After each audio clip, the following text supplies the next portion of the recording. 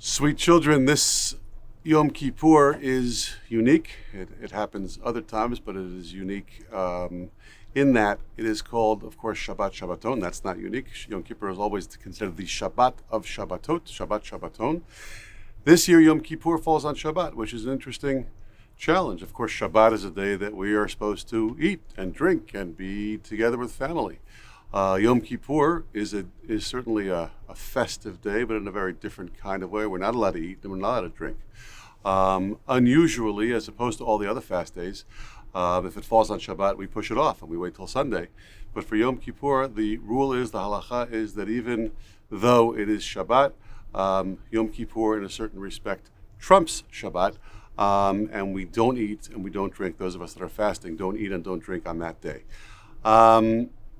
I don't think that the explanation is really that Yom Kippur beats out Shabbat. Shabbat is the holiest thing that we have. But I think the point is that the message of Yom Kippur is that it's a fully spiritual day.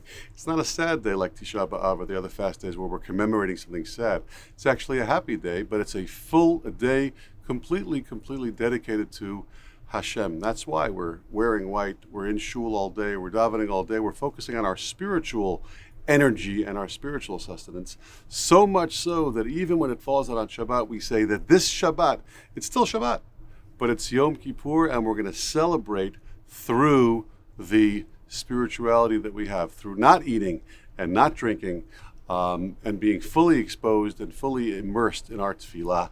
And that actually takes this Shabbat and makes it holy through the fact that we're fasting that day and that we're celebrating Yom Kippur on that day. So it's an unusual phenomenon, and it's something that I encourage you to think about as you go into Yom Kippur. Of course, many of you are too young to fast. That's okay, but certainly the spirituality of the day, the tefillah of the day, the focusing on our spiritual selves on this day, on this Shabbat, Shabbaton, which this year falls on Shabbat, is something to be aware of, to something to think about. Think about what it means to you. Think about what it means to your families. Think about what it means for your own development and for your own growth. And my bracha to you is, I wish you a Gmar Chatima Tova. All of our tefillot, and especially the tefillot of our children, should be accepted. We should usher in a year that is full of safety and productivity and health and happiness and feeling good. And of course, peace for Medinat Yisrael, protection for all of our chayalim,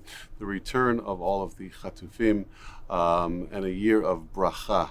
Tichle shana v'kilotah. The year should go out, last year should go out with all of its unfortunately very hard things, and we should usher in a year, Tachel Shana Uvirchotah. We should bring in a year that is full of blessings for you and for your families and for all of Klal Yisrael and for the entire world.